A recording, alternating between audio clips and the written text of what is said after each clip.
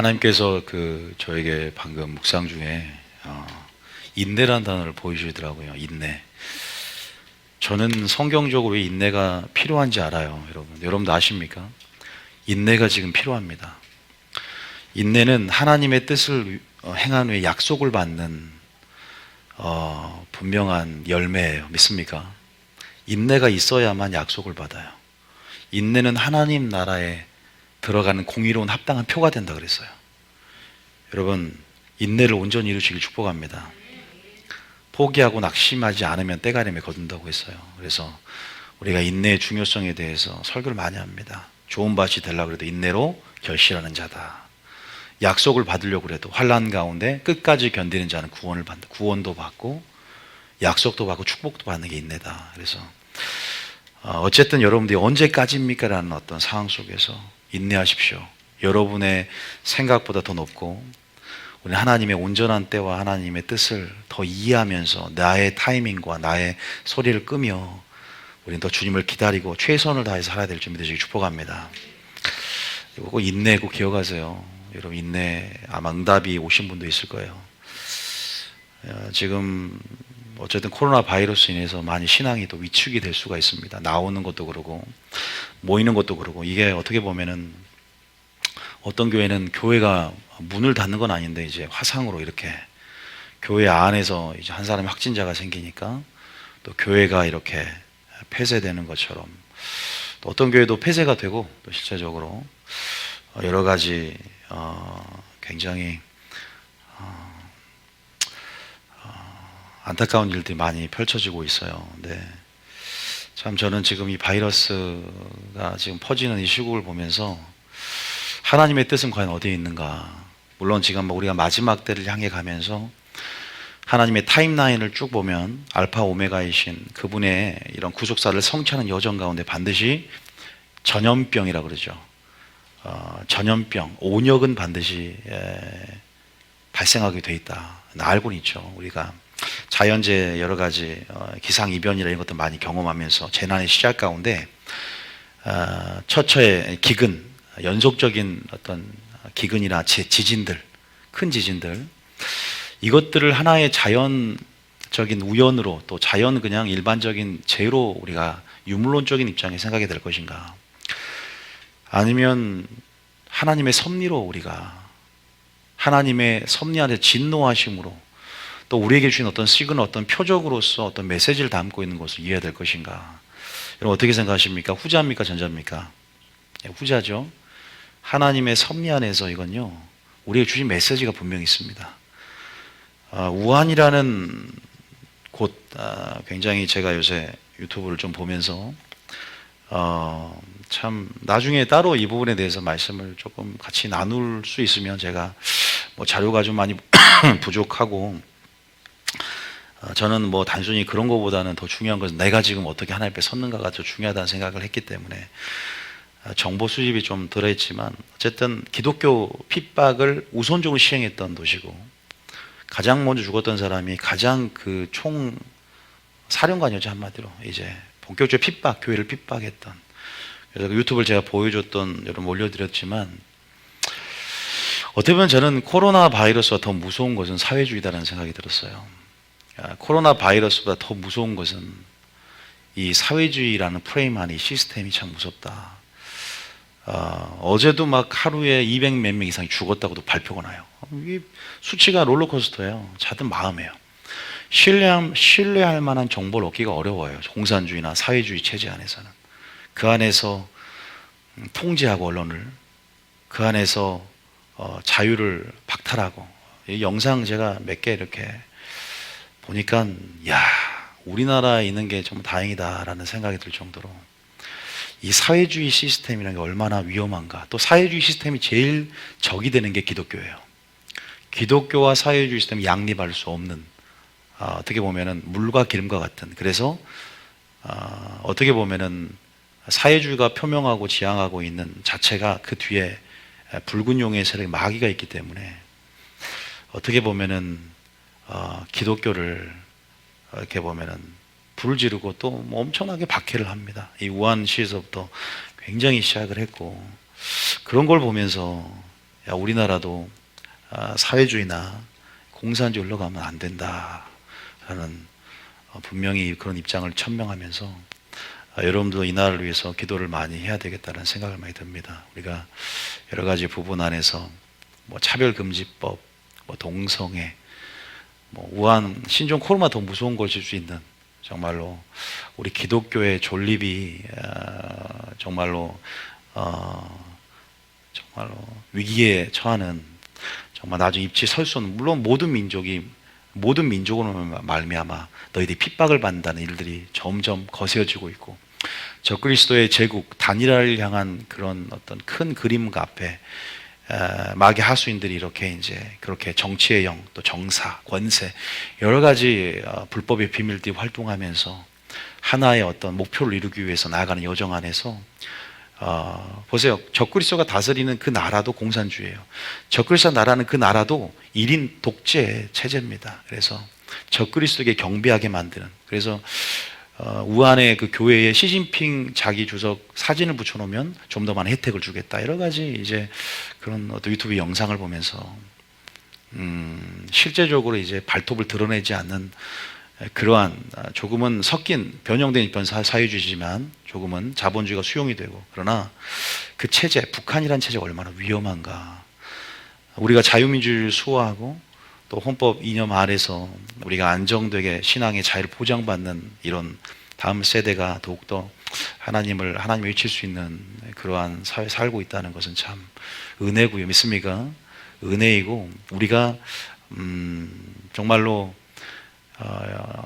이 나라 안에서 또 하나님의 나라가 정말 세워져야 되고, 이 나라가 우리나라 역시도 물론 코로나도 굉장히 문제가 있지만 다시 한번 사회주의 시스템들을 자세히 들여다보면서 우리나라 안에 도입하고자 하는 그 사회주의 정책들이나 여러 가지 그러한 어떤 성격의 교회를 핍박하는 어떤 그런 기틀이 되는 법적으로 이렇게 제도적으로 이렇게 장치를 마련하고 정비가 되고 있는 모든 시도들 앞에 우리는 어떻게 반응해야 될까? 기도하면서 우리가 뭐 여러 가지 부분 안에서 어떤 이념 선동이 아니라 하나님 나라 중심 안에서 우리가 기도할 부분들이 뭔가, 또 여러분들이 하나님 앞에서 또 어둠의 역사들, 불법의 비밀들 가운데 이런 어떤 공산주의 영들, 그런 부분들을 또 믿음 안에 타파하고 또 하나님이 보호하사 하나님의 공의와 정의가 이 땅 가운데 흘러나갈 수 있도록, 이 나라가 하나님의 나라가 정말로 불가능합니다. 솔직히 말씀 불가능합니다. 우리가 위에 있는 권세들 하나님께서 악하든 나쁘든 하나님이 세우셨다는 것을 우리가 알고 있어요. 그러나 여러분들 알다시피 부모님이 교회 가지 말라면 교회 안 가는 건 아니에요. 그 권위는 존중하되 또 그런 부분 안에서 우리 기독교가 또 우리가 수호가 돼야 되고, 또 우리 기독교가 어떻게 보면은 여러 가지 차원에서 더 우리 다음 세대를 향해서도 이렇게 불법에 노출이 되거나 또 이렇게 불이익을 당하는 것보다는 여러분들이 더 좀 뭐랄까 더 가장 중요한 기도하는 것 같고, 또 어떤 필요에 의해서 우리가 또 서명할 부분 서명하고 또 나아갈 부분 나가되, 가장 또 중요한 것은 하나님께서 일하실 수 있도록 기도하는 것인 줄 믿습니다. 기도하는 게 먼저다라고 생각을 하고 계시고요. 또 코로나를 통해서도 많은 부분이 드러나고 있고, 오히려 코로나를 통해서 많이 드러나는 게 더 많아요 지금. 그래서 이러한 어둠의 어떤 계계들과 여러 가지 지금 마지막 때 되어질 그런 부분에서 우리 기독교인들은 어떻게 해야 되는가에 대해서 좀 더 주님의 시각으로 생각해 보면서, 이런 성령의 흐름도 좋지만 성령의 흐름 안에서 어둠의 흐름도 읽으면서 우리가 빛 가운데 노출시켜서 나는 어떻게 이렇게 반응해야 될 것인가. 그런데 우리가 할 수 있는 건 없어요. 우리가 할 수 있는 것은 기도인 줄 믿습니다. 하나님으로 하여금 일하게 하라. 이게 참 중요한 것 같아요. 하나님이 역사하고 하나님으로 일하게 하라. 그런데 가장 중요한 것은 또 뭐냐? 우리가 할 수 있는 가장 최선은 뭐냐? 회개인 줄 믿습니다. 이 모든 상황을 통해 우리가 회개하기를 원하는 거예요. 믿습니까?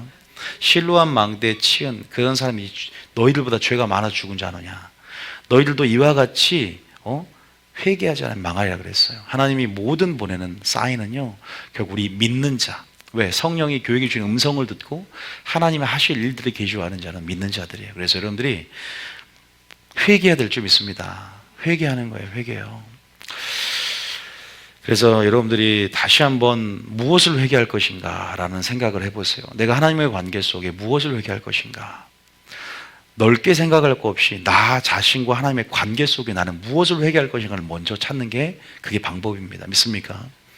회개할까 아마 각자가 틀릴 겁니다. 어떤 사람은 어제 도둑질한 거, 어제 또 부부싸움한 거, 뭐 여러 가지 어제 또 원망한 거 여러 가지 있을 것이지만 오늘 하나님께서 이 시국에 또 이렇게 지금 어지럽고 소요가 일어나는 지금 이런 어떤 질병들과 온역들과 이런 이 창고라는 이 시기 속에 저는 여러분 호주머니를 좀 점검했으면 좋겠다라는 생각이 들어요.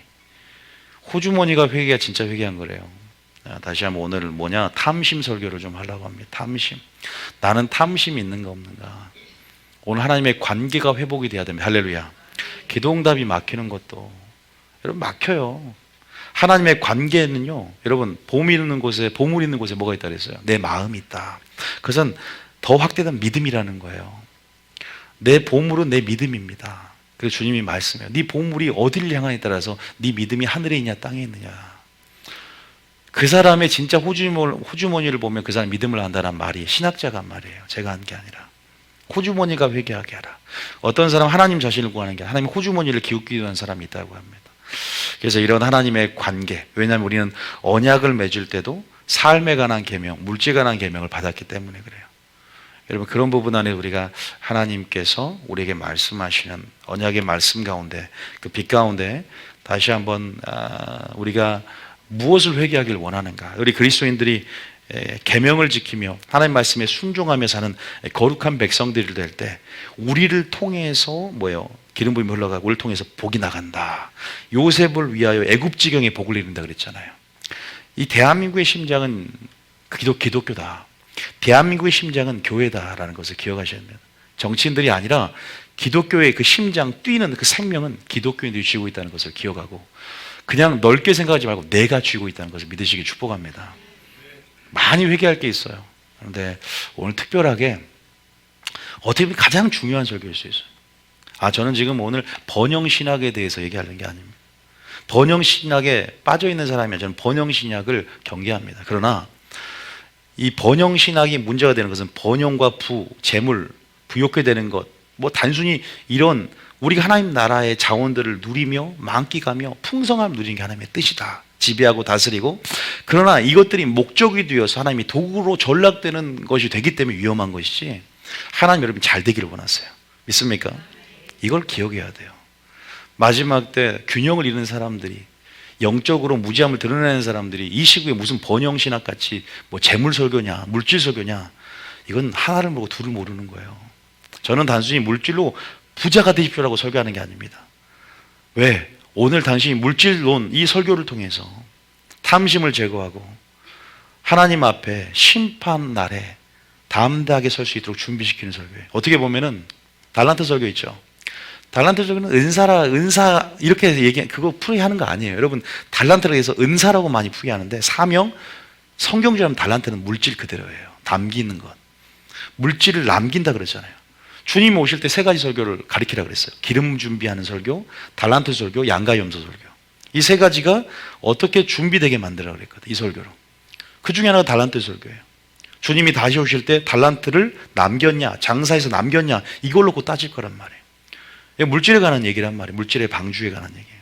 그렇기 때문에 오늘 이 설교는 굉장히 중요한 설교가 될 수 있고 여러분들이 다시 한번 주님 오시기를 예비하는 설교가 될 수 있고 또 심판과 정죄의 근거가 될 수 있기 때문에 물질이라는 것이 다시 한번 여러분들이 믿음 안에서 담대함을 취하고 주님의 오실 날 가운데 기다리고 예비하고 준비할 수 있는 설교가 될 수 있다는 거죠. 그래서 번영신학으로 이해하는 게 아니라 이게 목적이 아니라 하나님 나라 의를 구하자는 거예요. 믿습니까? 하나님 나라 의를 구하자는 거예요. 저는 하나님 나라와 의를 구하는 데 있어서 하나님 나라의 확장이 되려면 효율성이 있어야 돼요. 하나님 나라가 확장되려면 실질적으로 뭐가 필요해요? 물권, 인권, 영권이 필요해요. 믿습니까? 물권이 있어야 되는 거야. 물권이. 하나님 알아서 한다. 하나님 알아서 하는 게 아니라 하나님은 사람을 통해 역사하기 때문에 하나님의 쓰실 만한 거룩한 그릇, 나귀 새끼 주인과 같은 성부가 일어나야 돼요.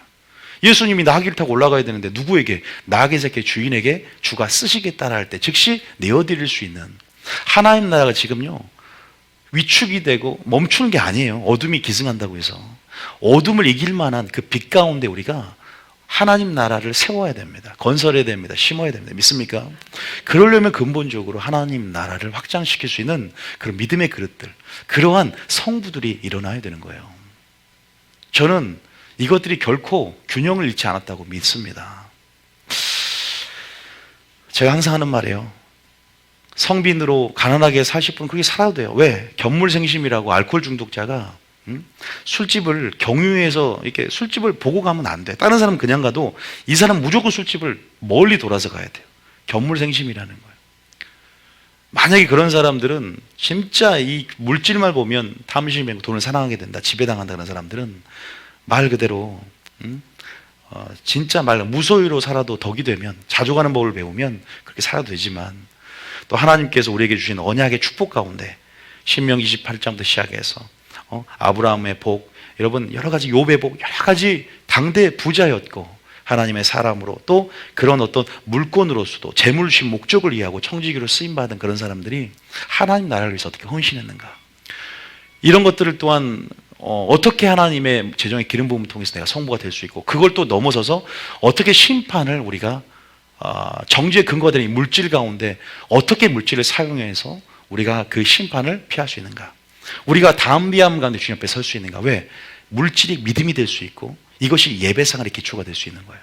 그래서 여러분들이 반드시 광대하지만 물질론을 이해해야 됩니다. 성경적으로 이 물질론을 이해해야 돼요. 그래서 여러분들이 이것을 하나하나 차근차근 배워야 돼요. 물질 생활 나는 어떻게 할 것인가? 내게 왜 물질을 줬는가? 굉장히 많은 사람들이 물질 때문에 침륜되어지고 거치고 넘어져 버렸습니다. 굉장히 성경 속에 많은 인물들이 다른 건 다 좋아, 하나님 앞에 섬기는 데 있어서 굉장히 주님 보시기에 사랑스럽고 굉장히 좋았지만 물질이라는 요것, 이 물질 자체가 아니에요. 이 중립이에요. 돈을 사랑함, 그리고 물질이 소망이 됨. 너희는 정함이 없는 재물이 소망을 두지 말고, 하나님께 소망되지 않고 목적이 되지 않고 물질이 소망되기 때문에 번영신학 이런 말 나오는 거예요. 그런 부분 안에서 점검을 하면서 우리가 이 달란트 비유처럼 마지막 때 이 주신 청지기식 가운데 이런 맡겨진 것들을 반드시 장사하고 남기는 게 뭔가를 알아야 된다. 믿습니까? 왜 내게 하나님께서 이렇게, 또 어떤 사람들은 물론 물질이 어떤 행복의 척도는 아니에요. 요셉이 분명히 말씀드리지만 가난했고 또 감옥에 갇혔고 종살이 했지만 형통했습니다. 물질이 모든 것의 척도고 물질이 모든 것의 근거가 될 수는 없다. 행복이나 형통에 우리는 하나님의 어떤 유신론적 입장에서, 하나님의 섭리 안에서, 또 성경적인 세계관 안에서 물질을 주신 목적과 이 물질을 맡기시면서 우리가 어떻게 사용해야 되고 어떻게 또 이걸 어떻게 소비해야 될 것인가, 이런 부분에 대해서 설교를 이제 오늘 내일 이어가고요. 또 여러분들 알다시피 이것 때문에 거치는 돌이 되고 거치는 바위가 되어서 걸려서 넘어져서 가시떨기밭 마음 봐서 바뀌어버린 많은 사람들이 있어요. 이런 부분 안에서 이 물질 속의 필요성에 대해서 설교를 할 겁니다. 여러분, 제가 생각을 쭉 한번 정리해 봤어요. 이거 범위가 넓어요. 이제 저희 청년들이 선교를 갔다 와서 책 읽기를 또 시작할 텐데, 제가 다른 책도 많이 있어요. 물질에 관한 책도 제가 가지고 있는 책도 굉장히 많은데, 좀 쉽게 이렇게 간증쇼 된 게 김미진 간사의 왕의 제정이라는 책이 있어요. 그 책을 저도 지금 이제 한 반 정도 읽고 있어요.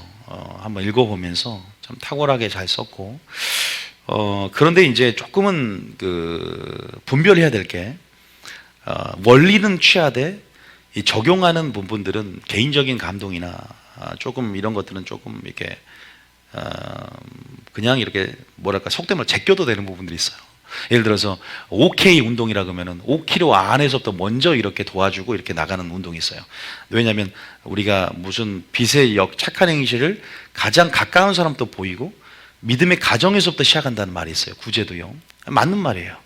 그래서 집안에 새는 바가지 밖에 샌다는 것처럼 항상 빛은 가까운 데서부터 이 보이는 부분이 있고, 또 우리가 구제도 마찬가지, 저도 구제의 원칙이 있기 때문에 하나하나 내 성도부터 시작해서 이렇게 나가는 부분이 있는데, 이런 부분들은 뭐랄까 조금은 개인적인 어떤 어떤 것에는 굉장히 잘 적용되고 좋지만 어떤 상황에서 안 맞을 수 있는 부분이 있기 때문에 조금 뭐랄까 있어요, 그게요. 그래서 여러분들이 혹시나 읽는다면 영적 원리들을 위주로 많이 좀 취하고 또 성경적인 부분들을 취하며 나가면 될 것 같고요. 어쨌든 그런 부분 안에서 참 저도 뭐 이런 설교를 하면 제가 핍박을 한번 받아봤어요. 지금 어느 때인데 이런 설교를 하냐, 물질 설교를 하냐. 아니 왜 이렇게 상식을 깨는 소리를 할까? 영적 무지를 드러낼까? 나는 돈이 필요하고 어떻게 보면 부자가 이 땅에 부하려는 자들아, 너희는 통곡할 것이다. 부하려고 하는 게 아니라 뭐 하라고? 하나님 나라와 의를 구하는 것. 그게 목적이 되지 않으면 안 됩니다. 그래서 물질을 온전히 이해해야 돼요. 그리고 여러분이 잘 먹고 잘 살겠는 게 아니잖아요. 왜? 여러분 노아의 때요, 먹고 마시고 시가고 잔 거 자기 중심으로 정말 진짜 말세 고통한 때로 이 자기를 사랑하고 돈을 사랑하고 자기 중심으로 넣어요. 그 돈을 사랑한다는 건 자기 중심의 근거에서 자기에서 출발한 어떤 흐름이에요. 그래서 자기를 사랑하는 게 먼저고 돈을 사랑하고 쾌락을 사랑합니다. 그래서 노아의 때와 같이 인자의 맘대로 할 때 심판을 당할 때요, 진짜 많은 사람들이 이 물질 만능주의, 황금 만능주의, 배금주의 사상에 젖어가지고 이 맘몬이라는 그 물질이라는 뜻이거든요, 아람어로. 그 뒤에 마귀가 지배하는 금송아지를 만들고 또 그 신이다. 그 맘몬의 지배를 당하는 자라, 지배를 당한다. 그래서 우리 그런 부분 안에서 노아의 때와 같아도 마찬가지고 적그리스도도 마찬가지. 마지막 적그리스도가 통치할 때도 매매 권력을 붙잡아요. 666표를 딱 받으면요, 이마트도 못 가요. 큰일이에요. 저는요, 우리 아들하고 딸하고 이마트, 홈플러스, 그 다음에 트레이더스, 좀 더 넓은 데가 어디냐, 시식할 수 있는 데가 어디죠? 못 가게 됩니다. 왜? 매매 권력을 붙잡다는 것은 어떻게 보면 또 경제 시스템을 장악한단 말이에요. 어쨌든 여러 가지 부분에서 또 우리가 보면 어쨌든 이 물질의 사람들이 참 마지막 때 지배를 당하기 때문에 하나님은 이 물질과 하나님을 동등선상에 놓고 너희가 하나님과 재물을 겸하여 섬길 수 없고 두 주인을 섬길 수 없다. 마지막 때 되면 돈을 사랑함이 일만하게 뿌리가 되고 두 주인을 섬긴다. 다시 말해서 완전히 하나님의 창조명처럼 세상을 생육하고 다스리고 지배하는 것이 아니라 돈의 노예가 된다. 돈의 지배를 당한다. 돈에 끌려다니는 모습들을 보게 되므로 여러분 돈 때문에 살인이 생기고 돈 때문에 보험 때문에 부모를 죽이고, 그래서 우리가 마지막 물질을 다스려야 되고 정복해야 되고 물질을 회개해야 되고, 지금 마지막 때 여러분 이 시국과 이런 바이러스 모든 문제 가운데 나와 하나님의 관계 속에 물질의 문제를 회개해야 돼요. 오늘 설교를 통해서 아마 이 빛 가운데 다시 한번 청지기의식을 갖고 그 재정의 원칙을 따르는 삶으로 다시는 성경 속에 실패하는 사람들 있죠. 이것은 솔직히 말씀드리면 단순히 탐심의 문제가 아니라요, 하나님의 언약을 깨트림을 통해서 더 이상 아이성처럼 나갈 수 없게 만들어버리는 거예요. 네가 나의 언약을 깨트렸기에 내가 너와 함께 할 수 없다는 거예요. 하나님께서 언약 안에 함께 올 수 없는 상태가 바로 물질의 탐심죄고요, 탐심은 곧 우상숭배가 된다고 본래 3장 5절에 나와 있단 말이에요. 참 우리가 이 물질을 강범위합니다. 차근차근 여러 가지 우리가 한 달, 두 달, 세 달 이 설교를 할 수 있지만 전체적인 좀 원론적이지만 좀 큰 그림을 좀 여러분 알려드리기 위해서 오늘 내일 조금 하려고 해요. 그래서 몇 가지 좀 왜 내가 이 물질 설교를 하냐를 한 5가지, 6가지로 추려보더라고요. 첫 번째는 가시떨기밭이 되지 않기 위해서예요. 가시떨기밭. 자, 한번 읽어볼까요? 가시떨기밭 아시죠? 여러분 누가복음 봐볼게요. 누가복음 8장 14절 한번 봐볼게요. 물론 좀 말씀드리고 몇 가지 좀 말씀을 드릴게요. 오늘 내일. 자, 누가복음 8장 14절 한번 읽어보면요. 자, 다 아실 겁니다. 4가지 밭 비유 모르는 사람이 없을 거예요. 가시떨기밭이 되면 안 돼요. 근데 제가 봤을 때는 길가밭은 좀 확률적으로 그리스도인 중에 좀 적고 자갈밭과 가시떨기밭이 엄청나게 많을 겁니다. 근데 이 2가지 밭은 열매가 없어요. 성령 충만함으로 인내도 없어요. 그러니까 하나님이 끝까지 견뎌서 역사해서 온전히 열매를 낚아 맨다 그러죠, 인내로. 근데 그게 없어요. 그러면 과연 주님 오실 때 상태 가운데 이 밭으로 유지되어 있는 사람들은 구원을 받을 수 있을까? 대마도 세상을 사랑해서 떠나버리고 배도해버리고 또 침륜되어서 완전히 실족해서 뭐예요? 이제 거의 뭐 양심의 주임을 들을 수 없는 상태가 되는 거예요. 그러니까 이 가시떨기밭은 가시가 생명을 질식시킨다, 초크한다라는 질식, 초크라는 원어가 들어있어요. 영어로 초크, 질식시키다. 우리가 이렇게 UFC나 이렇게 보면은 격투기 보면은 딱 목으로 안발을 걸어요. 초크한다, 초크, 기절시킨다, 초크. 제가 좋아하는 기술인데요. 우리 아들 초크를 시켜. 14절 읽어볼게요. 시작. 가시떨기에 떨어졌다는 것은 말씀을 들은 자이나 지내는 중 이생의 염려와 재물과 향락의 기운이 막혀 온전히 결실하지 못하는 자. 이생의 염려와 재물과 향락의 기운이 딱 막혀버려요. 자, 조심해야 됩니다. 왜? 조심해야 돼요, 여러분. 왜냐하면 이거 연결해서 제가 설교도 하셨지만 누가복음 21장 34절. 자, 연결해서 자, 딸기밭이래. 딸기 먹고 싶나? 딸기요? 언제든지 마음밭이 바뀔 수 있다.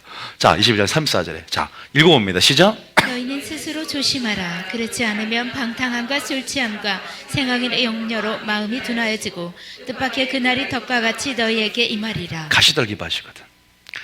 술취함, 생활의 염려, 물론 재물의 어떤 유혹, 향락 이런 모든 부분도 인해서 기운이 막히고 말씀이 막힌다 그랬어요. 여러분, 이것이 덕과 같이 임합니다.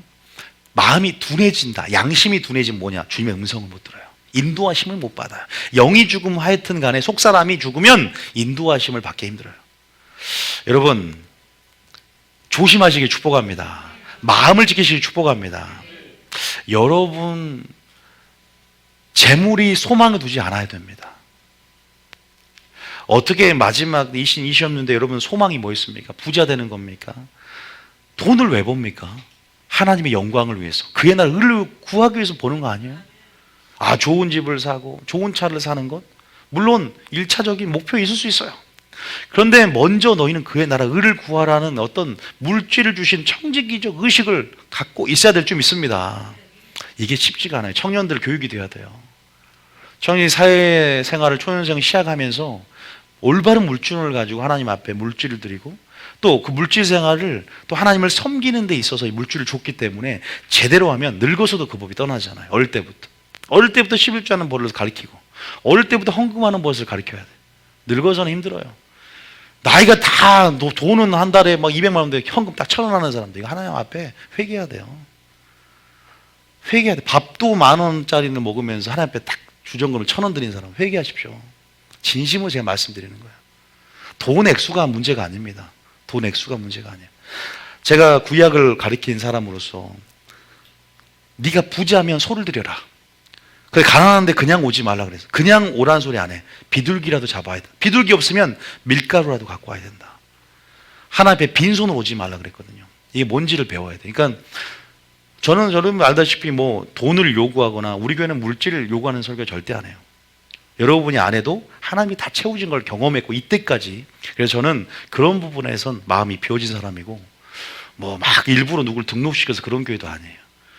저는 성경에 나온 부분 안에서 제가 저희 아버지나 저희 아버지 목사님부터 배워왔고 그런 부분에 성경적에 배워왔던 부분들을 그냥 성경에 이러하다 전할 뿐인데 그런 부분 안에서 분명히 우리가 알아야 됩니다. 왜냐하면 정말 호주머니가 회개해야. 옛날에 그러잖아요. 우리가 11조 생활이나 우리의 물질 생활이 딱 막혀버리면 많은 부분이 막힌 게 많아요.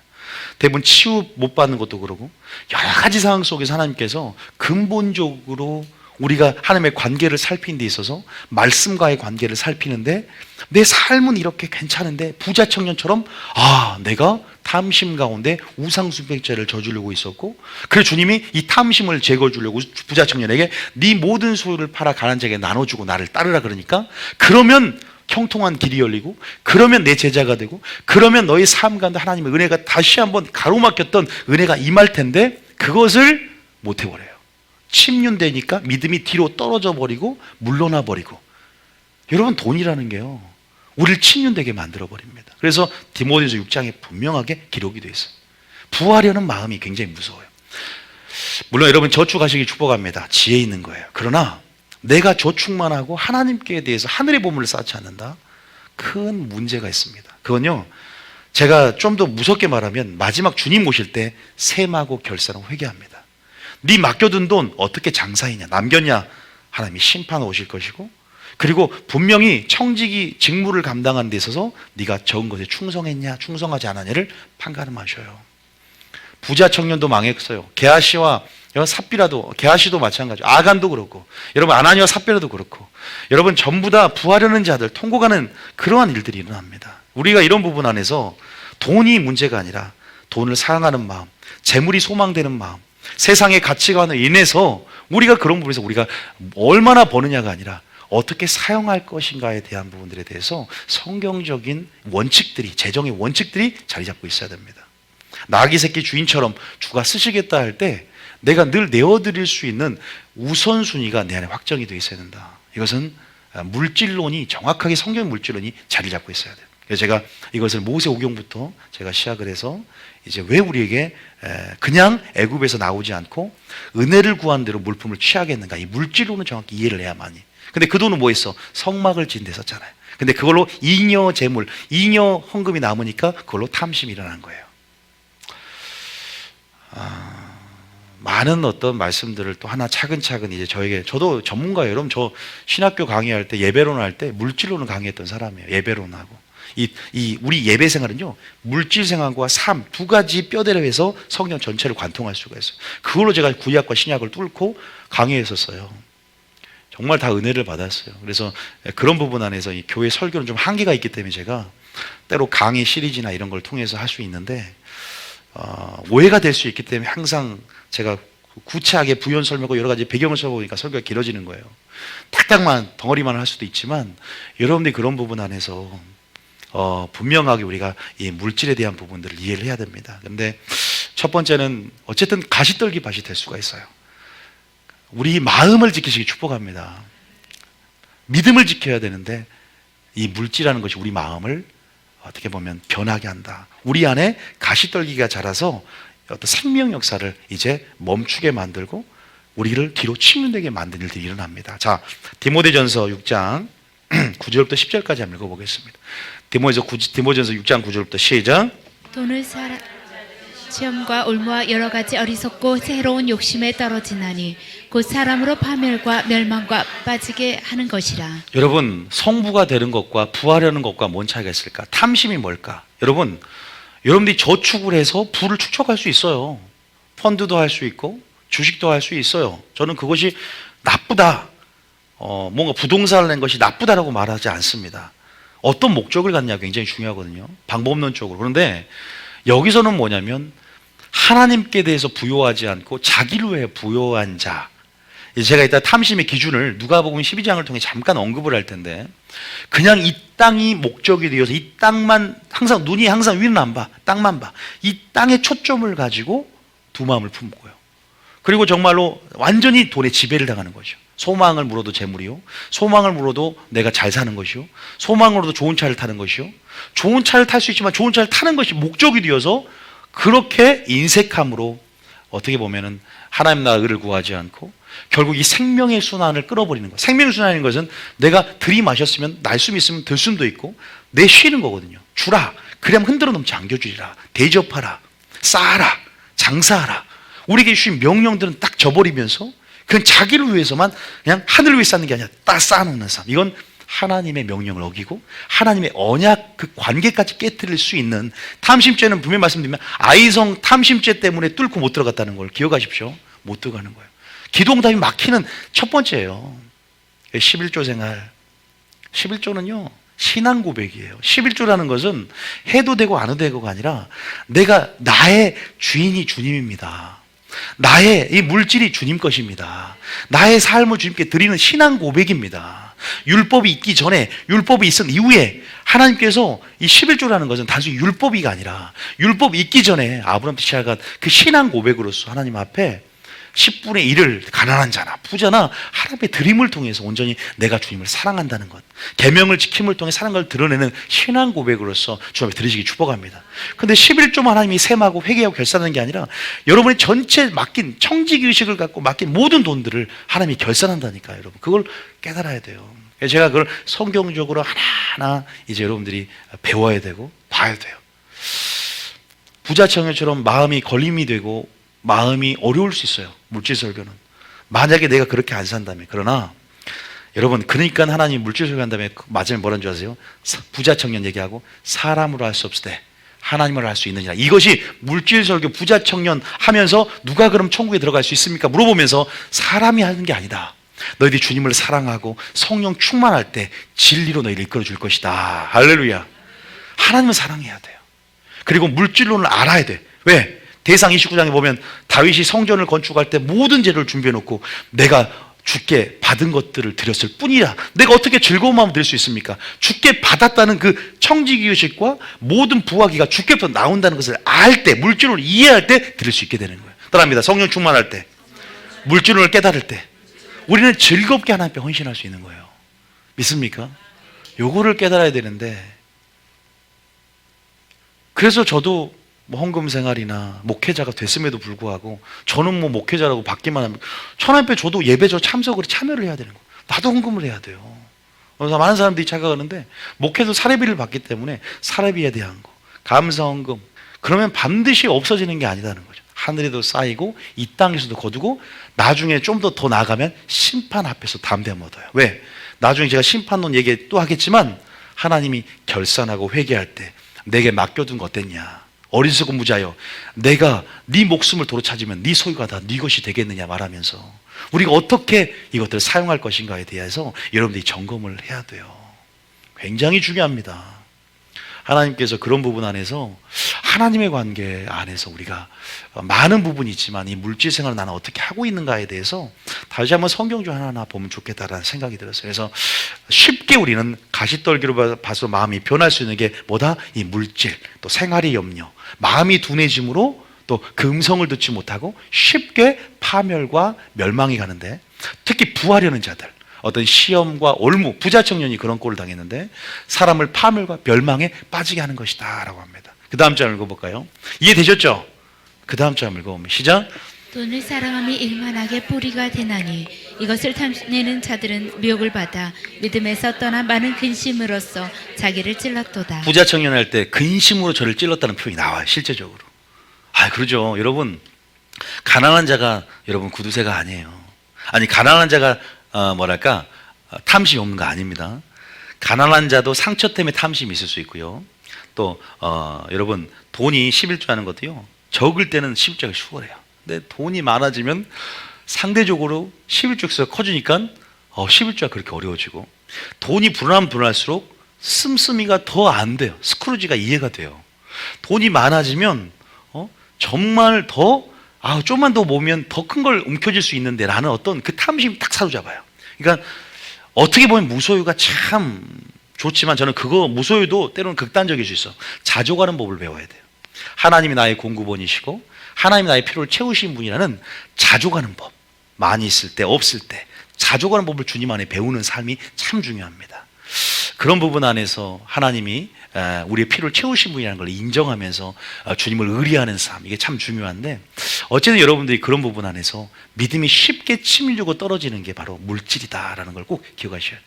금송아지 보세요. 우리가 언약궤를 바라보고 가는 게 시리즈에 있는 것인데 금방 언약궤, 지금 언약을 맺는데 가장 먼저 깨뜨리는 게 물질에 관한 거잖아요.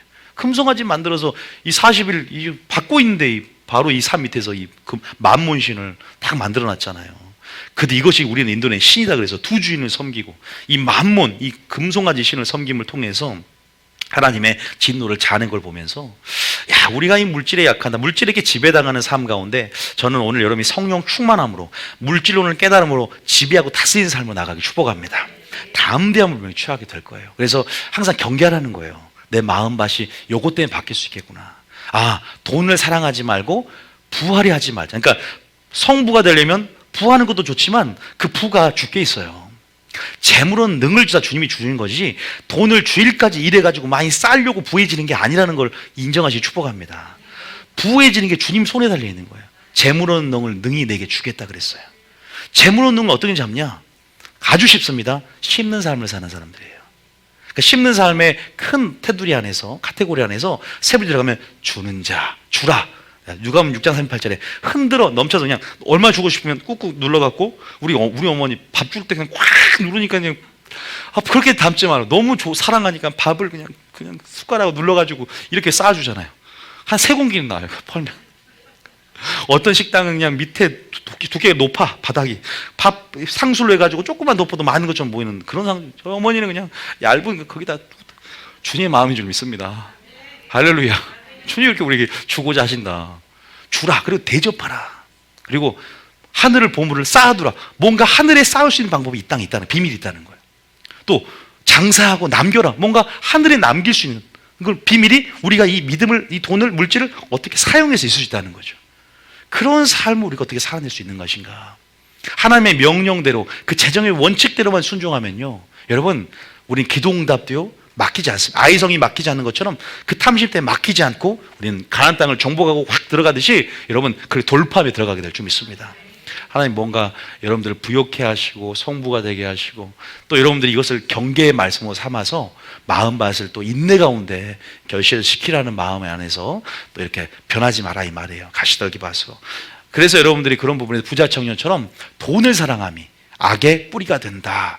이것을 탐내는 자는 미혹을 받아 믿음에서 떠난다. 한국으로 믿음에 떠난다 그랬죠? 자, 그 다음 11절 읽어보기. 11절에. 자, 시작. 오직 너 하나님의 사람아, 이것들을 피하고 의와 건강과 믿음과 사랑과 인내와 온유를 따르며. 다 읽지 말고 17절, 18절, 19절 했어요. 17절 다 읽지만 17절부터 시작. 내가 이 세대에서 구한 자들을 명하여 마음을 높이지 말고 정함이 없는 재물에 소망을 두지 말고 오직 우리에게 모든 것을 후히 주사 누리게 하시는 하나님께 두며. 이게 참 쉽지가 않습니다. 분명하게 견물생심이고 유물론적인 사고방식, 또 여러 가지 재물에 소망을 두는 이게 세상의 가치입니다. 그래서 돈 때문에 여러 가지 일말하게 뿌리가 되는 것인데, 여러분들이 그런 부분 안에서 여러분 하나님께 소망을 두시기 축복합니다. 나의 필요를 공급하신 하나님, 여러분의 삶의 주인 되신 분임을 믿으시기 축복합니다. 그게 그냥 뭐냐면 믿음이라는 거예요. 이게 믿음 아니겠습니까? IMF 때도 하나님은 환경과 상황의 근거에 축복을 주는 분이 아니다. 그분이 세상을 창조한 능력에 근거하고 그분이 사랑에 근거하고 그분의 풍성하심에 기인해서 나에게 축복을 주는 분이다. 우리는 상황과 환경을 보는 게 아니라 세상에 우리는 전혀 구애받지 않아요. 수요와 공급의 법칙에, 하나님의 법칙에 구애받기를 축복합니다. 그러니까 말씀의 원칙대로 사는 삶이 중요하다는 거죠. 이거 쉽지 않습니다. 그럼에도 불구하고 그렇게 뭐하나 하나님이 할 수 있다는 건 성령 충만해야 돼요. 그리고 정확한 물질론을 알고 있어야 돼요. 그러니까 어떤 사람은 가난형, 채무형만 막 꾸짖어. 난 이해를 못하게 왜 축사만 하냐. 그게 아니라 하나님을 가까이 하는 삶을 살아야 돼요. 말씀을 가까이 하면서 주는 삶을 삶고 심는 삶을 삶고 또 하나님과 사람에 대해서 가난한 자, 과부, 고아 여러 가지 차원에서 하나님이 나누는 삶, 그런 부분 안에서 구제의 삶, 그리고 하나님께 대해서 또 하나님께 드리는 부분, 우리가 하나님께 대해서 드리는 부분, 사람에 드리는 부분을 나눠서 또 성경에 뭐라고 말씀하고 있느냐. 또 여러분이 선교할 때 선교음으로 심었던 어떤 감동 가운데 주셨던 씨를 뿌리는 부분들 반드시 거두게 됩니다. 할렐루야. 여러분 만약에 하나님이 안 갚아준다, 의인의 부활 시에 상이 있습니다. 할렐루야. 여러분들이 어떻게든 낸 것은 그것은 하나님 앞에 드려진 거예요. 어떻게 사용되느냐 만 것, 그건 여러분이 판단할 게 아니라 하나님께 이미 드린 순간 그건 성물이 되고 하나님이 드려진 겁니다. 믿습니까? 그런 부분 안에서 여러분들이 절대 주의 일이 헛되지 않음을 믿고, 그런 것들이 내 인생을 위해서 좋은 터를 쌓는 것이고, 그것들이 내가 정말 어려울 때 긍휼을 얻을 수 있는 근거가 될 수도 있어요. 아십니까? 우리가 참 주님이 그래요. 가장 잘한 감사가 뭔가, 저는 그래요. 어떤 사람은 작정기를 해도 헌금을 하고 하는 사람이 있어요. 여러분은 저를 아마 5년 동안 겪으시면 알 거예요. 제가 헌금 강요 그런 건 절대 아닌 사람인 거 알 겁니다. 저는 하지 마세요. 알아서 하세요. 그런데 무슨 말이냐, 의도가 어떻게 비춰질지 몰라서 그래요. 어떤 사람은 기도할 때, 작정 기도할 때 작정 헌금하는 사람이 있고, 이게 뭐냐면 어떤 차이냐면, 그러니까 믿음의 눈을 열고 하나님 앞에, 하나님 내가 내 믿음을 주님 앞에 보이기를 원합니다. 그러나 가장 어려운 게 호주머니거든요. 내가 왜 소비가 되고 이러면 굳이 할 필요가 있는가? 근데 저는 작정 기도할 때는 작정이면 무조건 해요. 근데 이것은 어떻게 배우느냐, 하나님을 어떻게 섬긴 뭘 배워왔느냐. 모르는 사람, 모르기 때문에 그거를 그렇게 안 배웠기 때문에, 교회에서 그렇게 안 가르쳐줬고 그냥 그것들 인본주의 차원에서 봤기 때문에 저는 그렇게 생각을 해요. 하나님 앞에 나는 오히려 믿음을 보일 때, 하나님 내가 믿음이 여기 있습니다. 제가 그러잖아요. 옛날 집이 구로에서 안 나가가지고 전등에 불이 막 나고 누가 집 보러 오는데 지금 팔려 나가야 그 다음 집으로 우리가 나가는데, 사람이 들어왔을 때 불을 켰는데 전등이 불이 들어와가지고 그 사람이 당황해서 이제 기간이 얼마 안 남았어요. 주님 감동을 줘. 네 통장에 얼마가 있냐? 10만 원 있으면 전부 다 하나님께 헌금을 드려라.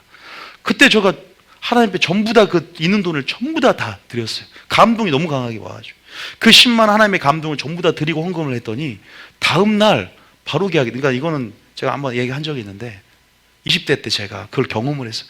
하나님 앞에 그것들을 맛보고 맛봄을 통해서. 여러분, 저희가 저희 교회 여기 올 때까지 어려움이 있었습니까? 하나님이 역사한 거 보세요. 아니 말도 안 되게 정말 지나가다가 누가 뭐 어린이 원장이 막 500만 원 딱 일주일 상간에 3천만 원이 필요한데 다 채워줬다니까요. 하나님이 책임주니까 여기까지 오잖아요. 돈이 1억이 어디 있어요 우리가요. 개척교회 돈이 어디 있어요. 나는 이거 생각하면 물론 저도 물론 빚을 지고 대출을 하고 저도 개인적으로 한 부분이 있지만 그래도 그 나머지 돈 5, 6천 되는 그 돈을 어떻게 구합니까? 우리 성도들이 얼마나 헌신한 부분도 있지만 한계가 있죠. 그런데 하나님이 그런 부분 안에서 긍휼을 베푸시고 또 저는 그런 부분 안에서 하나님 맛을 보면 또 심게 돼요. 할렐루야. 하나님의 맛을 보면 또 심게 되고 심고 거두는 법칙에 따라서 적게 거두니까 적게 거두고 많이 거두니까 많이 거두고 이것들이 내가 심은 것의 결과라는 것을 인정하게 되고 또 심게 되는 겁니다. 믿습니까? 인생은 공짜가 없다. 신앙은 절대 공짜가 없다. 내가 심은 만큼 열매를 맺습니다. 아니면 더 많이 맺게 될 줄 믿으시기 바랍니다. 여러분, 얼마나 성령 위에 심고 있고 얼마나 정말 하나님께 대해서 내 믿음을 드러내고 내 물질 생활에 있어서 얼마나 담대하느냐. 많은 사람들이 주님께 열심을 있지만 호주머니 딱 닫아놓습니다. 하나님께 대해서 인색하면 안 됩니다. 절대. 이건 사람이 받는 것도 목회자가 취하는 거 어디 있어요? 세상에. 요새 같은 세상에 목회자가 다 세금 내는 이 마당에 목회자 취하는 거 없어요. 여러분들이 다 요새는 하나님 앞에, 우리 교회 같은 경우는 정말 그의 나라 의를 구하고 이제 여러분들 하나님 앞에 개인적인 관계 속에서 우리가 정말 가시떨기 밭이 되지 않고 침륜돼서 뒤로 물러난 자가 되지 않고 그 마음을 지키면서 하나님 앞에 주신 모든 것들, 재물의 소망이 아니라 하나님께 둠을 통해서 정말 그렇게 나아가는 여러분 되시기 축복합니다. 그 다음 절 읽고 그 다음 절 봐볼까요? 그 다음 절에 18절에 시작. 선을 행하고 선한 사업을 많이 하고 나누어지기를 좋아하며 너그러운 자가 되게 하라. 이건 뭐냐면 이게 심는 거예요. 이거는 순전히 자기를 위하여 이게 하늘의 보물을 쌓는 법입니다. 이것들이 이 1달란트, 5달란트, 2달란트 이것이 달란트를 사용해서 장사하여 남기는 법이에요. 믿습니까? 어떻게 남기냐? 하늘에 남잖아요. 하늘의 보물이 쌓아지는 것과 같은 맥락의 구절들이에요. 이게요. 달란트 비유가. 그러면 19절에 뭐라고 하냐? 19절에 시작. 이것이 장래에 자기를 위하여 좋은 터를 쌓아 참된 생명을 취하는 것이라. 믿습니까? 기억하시기 축복합니다. 야고보서 5장 1절입니다. 야고보서 5장 1절에 한번 읽어볼게요. 자, 부하려는 자들아. 그러니까 이 땅에서만 소망을 두는 자들. 자, 시작. 들으라 부한 자들아, 너희에게 임할 고생으로 말미암아 울고 통곡하라. 조축한다고 그런 거 아니라 그랬어요. 여러분들 오해하면 안 돼요. 항상 극단을 경계해야 됩니다. 자, 균형 안에서 이제 그러니까 재물의 소망을 두고 그런 자들이죠. 2절입니다. 시작. 너희 재물은 썩었고 너희 옷은 좀 먹었으며 3절에 너희 금과 은은 녹이 슬었으니 이 녹이 너희에게 증거가 되며 불같이 너희의 살을 먹으리라. 너희가 말세에 재물을 쌓았도다. 이것은 하나님의 심판을 피할 수 없게 되고 두 번째, 이 재물 누구에게 옮겨질까요? 의인들에게 옮겨집니다. 그대로 자기들이 쌓아놓고 수고하고 노고해서 그대로 하나님을 믿는 사람들, 교회에게 부가 이동해요. 이게 성경적인 거예요. 애굽 사람들이 그렇게 물품을 가졌던 것들을 은혜로 구하는 자들에게 다 줬어요. 그러니까 은혜로 구하는 대로 받았는데 어떤 사람은 5달란트, 어떤 사람은 2달란트 구하는 대로 받았다. 믿음의 요구대로 그들이 취하고 나아갑니다. 할렐루야. 믿음 안에서 재물은 능이 생기고 하나님이 그런 자를 사용하여서 하나님의 파트너십을 갖습니다. 그래서 이 땅 가운데 하나님 나라 확장을 위한 영광의 도구로 또 교회란 전초기지 안에서 또 여러분과 선교의 도구 여러분을 사용하게 될 줄 믿습니다. 그래서 우리가 하나님의 이런 나라를 확장하는 데 있어서 이것이 이 시국이나 이런 상황 속에 지금 맞는 설교예요. 회개 설교고 지금 이러한 부분을 우리가 다시 한번 이런 점검을 해봐야 된다는 거죠. 여기서 이 방법 말고 그래서 주님 우리 산상순의 백성들이잖아요. 그죠? 천국 시민권자로서 산상순의 법칙 가운데 그럼 마태복음 6장이 바로 산상순인데 산상순이 뭐라고 했냐? 물질을 설명하면서 너희를 위하여 하늘에 뭘 쌓아라? 보물 쌓아라. 거기는 녹이 쓰려 안 쓰려요? 안 쓴다는 거예요. 다시 한번 넘어가서 마태복음 6장 19절입니다. 자, 마태복음 6장 19절 읽어볼게요. 자, 어려운 말씀은 아니니까. 자, 19절 시작. 너희를 위하여 보물을 땅에 쌓아두지 말라. 거기는 종과 동록이 해하며 도둑이 구멍을 뚫고 도둑질하느니라. 자, 누구를 위해서요? 너희를 위해서. 할렐루야. 우리는 이 땅에서 뭔가 액션을 취하고 또 가지고 있는 물질을 사용하는 부분 안에서 이것이 남기고 쌓는다는 것을 반드시 믿음에 누리려고 알아야 될 줄 믿습니다. 그래서 우리가 하나님이 드리는 헌금도 하늘 창고에 양식 있게 하고, 우리가 그런 부분 안에서 우리가 하늘에 쌓아두고 있던 그 믿음의 눈으로 그리면서 우리가 믿음을 사용하여서 또 하나님께서 이것을 단순히 쌓을 뿐만 아니라 우리에게 흔들어 넘쳐 안겨준다는 사실 또한 믿으시기 축복합니다. 심은 대로 거두는 인생을 살게 될 거예요.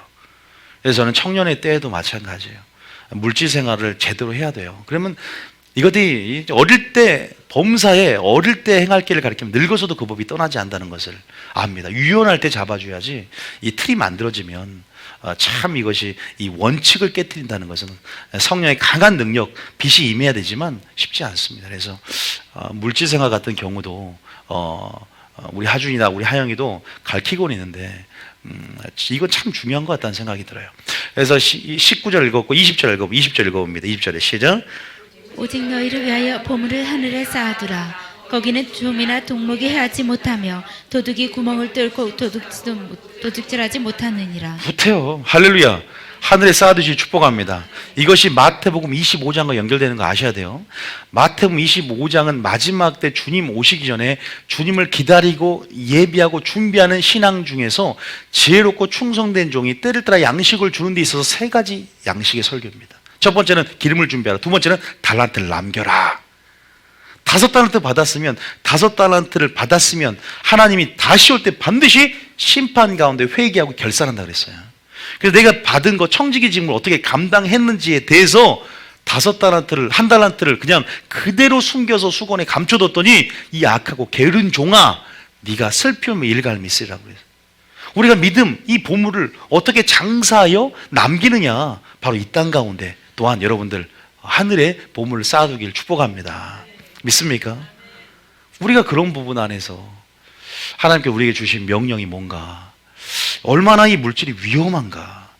왜? 우리는 누구에게 순종하든지 순종하는 자의 종이 된다 그래요. 노예가 돼버린다고요. 돈이라는 그 힘, 돈이라는 그 파워. 그래서 마지막 때 목회자가 3가지 조심하라고 항상 여자, 돈, 그 다음에 명예, 이 3가지가 마귀가 마지막 때 쓰는, 세상뿐 아니라 교회 안에서도 그 돈이라는 것은 정말로 항상 위험하다라는 것을 저도 느낍니다. 제가 이런 설교를 하지만 저도 언제나 유혹이 항상 눈앞에 있습니다. 항상 그래요. 그래서 이것을 하나님의 재정의 원칙으로, 성령 충만으로, 2가지를 재정의 원칙으로, 성령 충만으로 우리가 다스리고 지배하며 나아가야 될 줄 믿습니다. 항상 경계의 말씀, 난 그래 가시떨기밭이 될 수 있고 부활한 자들 주시는 경고들을 우리가 상기해 보면서 다시 한번 믿음이 침되지 않고 다시 한번 하늘의 명령을 기억하며 산상수의 삶을 기억하며 하늘의 보물을 쌓는 여러분 되시기를 축복합니다. 믿음의 눈을 연 자, 진짜 믿음인 자의 삶이 아닌가. 돈이 많은 자만 많이 쌓는 게 아니에요. 두렙돈 가부, 여러분 얼마 안 돼요. 별로 안 돼요. 2,000원, 3,000원, 몇 대는 그 얼마나 되겠어요. 두렙돈. 그러나 그것을 생활비 전부를 드린 걸 보면서 주님이 가장 많이 심었다 그래요. 돈이 꼭 많아야만 되는 게 아니라 나의 마음을 드렸으므로, 하나님 나는 이것뿐이 안 되지만 나는 돈이 없습니다. 내 생애를 드리기 원합니다. 나는 현재 지금 돈이 없습니다. 나는 나의 삶을 드리기를 원합니다. 이가 없으면 잇몸으로, 이렇게 말이죠. 왜 그 말이 생각났을까? 어떻게든 주님께 드리고 싶은, 내가 주님의 것임을 인정함으로 나아가고 싶은 거예요. 내가 거룩한 재물이 되는 겁니다. 하나님을 기쁘게 하는 거룩한 재물이 되는 건 내가 없어지는 거죠. 그런데 재물이 있을 때는 내가 살아있어요. 그래서 자기를 위하여 자기를 사랑하기 때문에 돈을 사랑하고 쾌락을 사랑하는 겁니다. 하나님을 위하여 사는 사람들, 나를 버리고 십자가를 위해 죽으신 주님을 위해 사는 삶이 뭔가. 우리는 정말 성령 충만하고 말씀 충만해야 될 줄 믿습니다. 이것만 우리 자신을 예배자로 만듭니다. 이 물질이라는 건 참 쉽지가 않죠. 나는 내 돈을 정말 어떻게 쓰고 있는가. 자, 침륜된 걸, 이렇게 침륜된 이런 말세 현상들을 제가 읽어드렸고요. 한 구절만 읽고 지금 참 할게 물질은 너무나 강범해요. 제가 이거 1년 설교를 했는데 내일도 재밌게 좀 더 성경적으로 볼 텐데 오늘은 누가복음 12장만 좀 볼게요. 참 누가복음 12장에 조금 이 미진 간사 누가복음 12장 잘 한번 봐보겠습니다. 우리가 알지만 탐심이 어떤 게 탐심인지 하나님 알려줬어요. 여기에 그냥 명시가 돼 있습니다. 자, 몇 절인가요? 11절부터 한번 읽어보고 13절부터 한번 읽어볼게요. 13절부터. 자, 주님 뭐라 하면 삼가 탐심을 물리쳐라. 지금 저는 어떤 설교를 했냐면 언약궤를 바라보고 따라가라 시리즈 중에서 두 돌판 시리즈를 하고 있는 거예요. 두 돌판은 뭐냐? 깨어진 두 돌판은 금송아지 사건을 상기시키는 것이고요. 언약궤를 바라보고 따라갈 때 금송아지는 또한 만문신 얘기를 하고 있는 거예요. 그래서 지금 그 시리즈 안에서 이 설교를 하고 있는 거니까 그렇게 생각하시면 돼요. 13절입니다. 시작. 무리 중에 한 사람이 이르되 선생님 내 형을 명하여 유산을 나와 나누어 주게 하소서.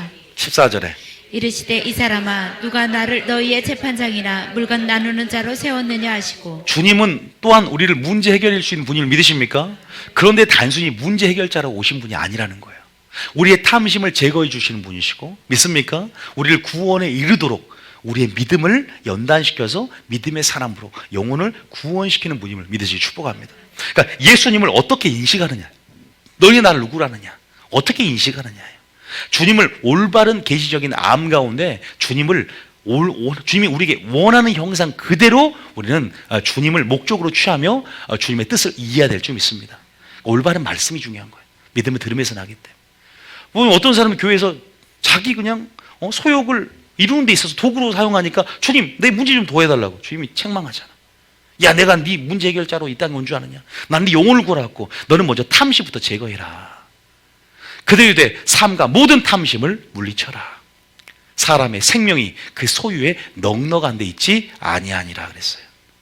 돈을 어떻게 얼마나 버느냐가 중요한 것이 아니라 돈을 어떻게 쓸 것인가, 이게 구원과 직결되어 있다면 과언일까요? 아니요, 절대 아닙니다. 왜? 주님 다시 오실 때 내가 모든 것들을 청지기지물 잘 감당했는지 결산할 것이다, 회개할 것이다, 셈할 것이다. 11조뿐만 아니에요. 11조를 그냥 언급한 건 문제도 안 돼. 그거는 우리가 가지고 있는 모든 물질 생활 가운데, 부자 청년이 11조 생활만 얘기했겠어요? 그가 가지고 있는 탐심이라는 근본적인 문제, 그가 그 탐심 때문에 주님의 언약 관계를 깨뜨리고 아간처럼 탐심 가운데 얼마 장막에 숨긴 것 때문에 나아갈 수 없는 상태가 된 거야. 가시떨기밭처럼 질식시켜서 열매를 맺을 수 없는 상태가 된 거예요. 마음이 둔해져 버렸거든. 이것이 아무것도 아닌 것 같아도 이 탐심 얼마나 무서운지를, 여러분, 나라가 사는 것도 좋지만 내 생명이 또한 살아야 나라가는 줄 믿으시기 바랍니다. 믿음을 점검해야 되는 거예요.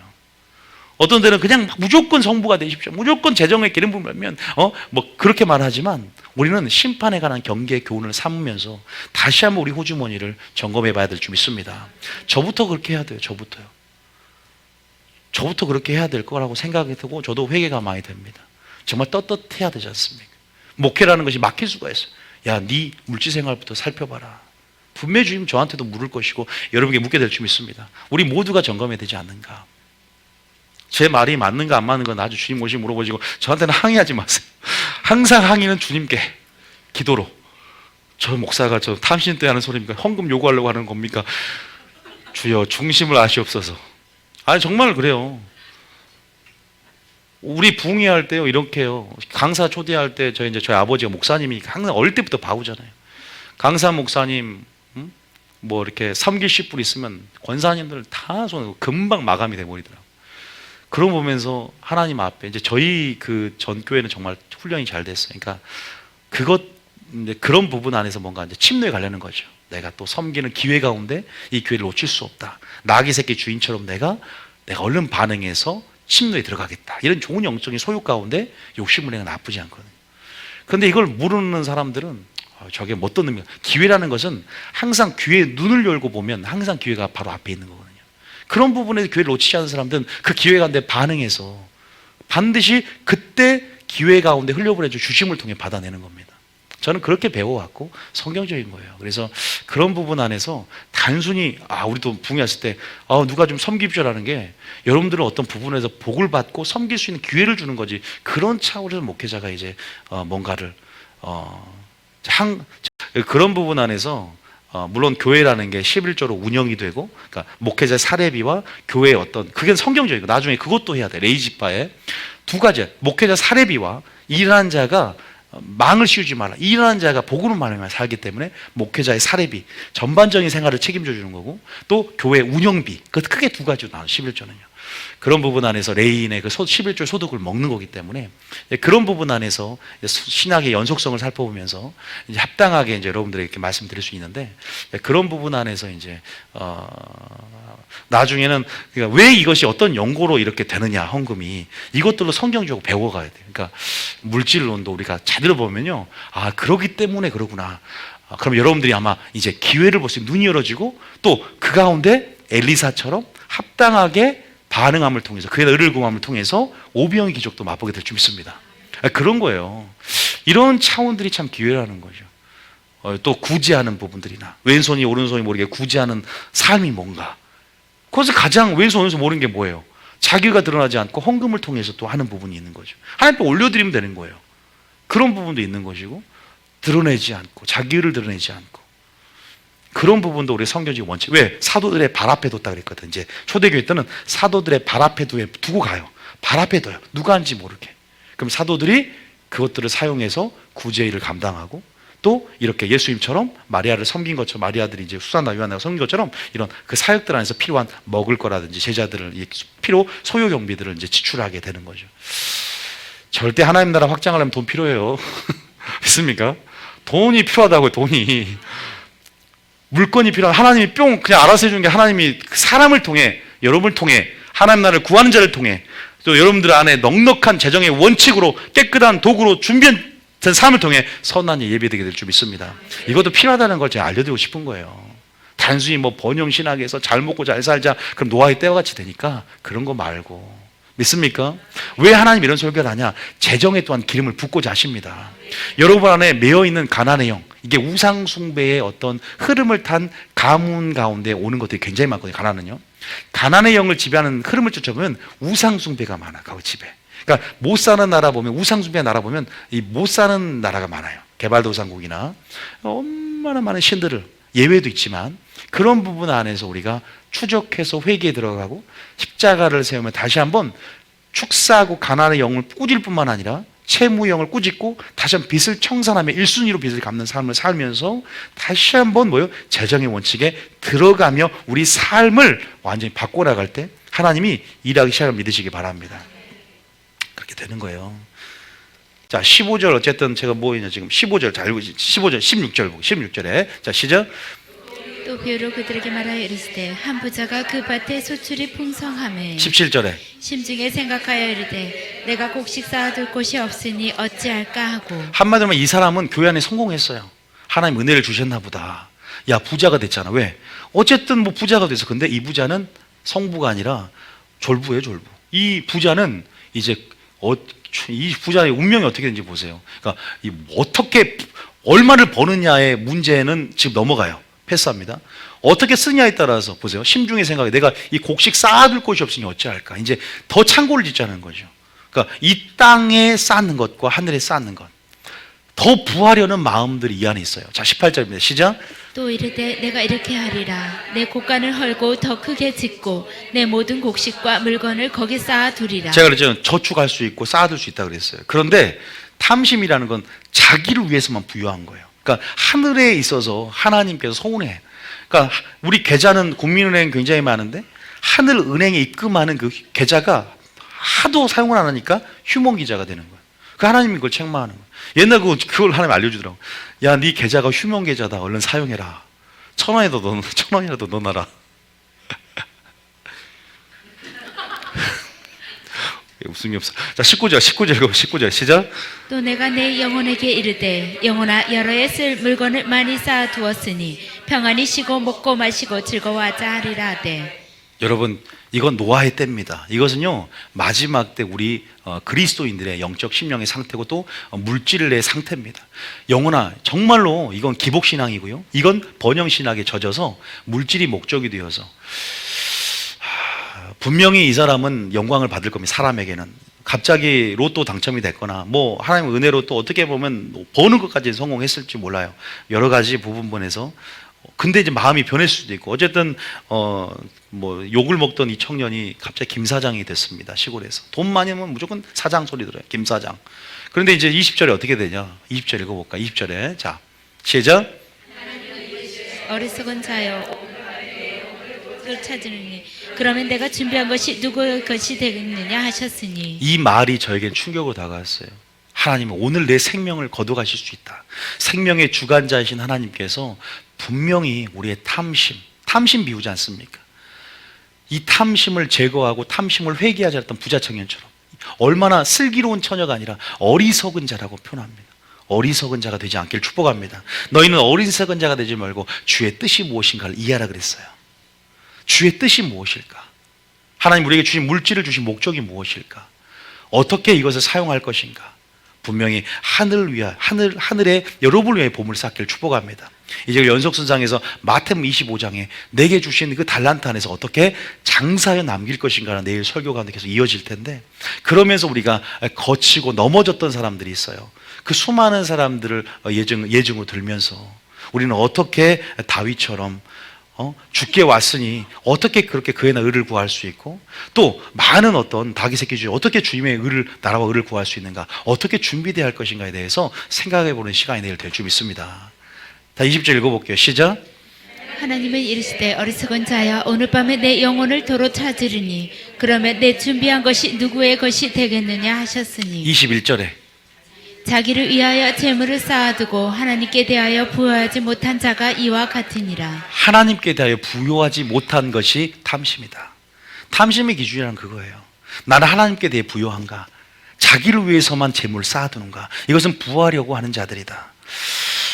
여러분, 우리가 정말 하나님의 진정한 동역자 파트너로 하나님과 마지막 때 사명들을 감당할 여러분 되시길 축복합니다. 이 교회에 여러분들이 등록을 하셨고 이제 같이 하나님 나라의 확장을 위해서 이제 우리가 하나님 나라의 심고 건설을 확장해야 됩니다. 하나님께 저희 교회에 제가 예언받기도 그렇고 수많은 사업가들을 붙이고 또 이 안에 성부들의 일어남을 통해서 함께 그들의 물건을 통해서 교회들이 지어지고 또 선교 확장이 될 것이라는 얘기를 많이 들었는데, 그래서 저는 어떻게 보면은 제가 성부가 될 수는 없어요. 한계가 있기 때문에 저는 성민으로서의 삶을 또 나아가는 부분이 있지만, 여러분들이 협력하여서 또한 하나님 나라가 저는 확장이 되길 원하고, 또 여러분들이 정말 그 전에 환경에 상황에 지배당하는 자가 아니라 말씀에 지배당하는 자가 되기를 축복합니다.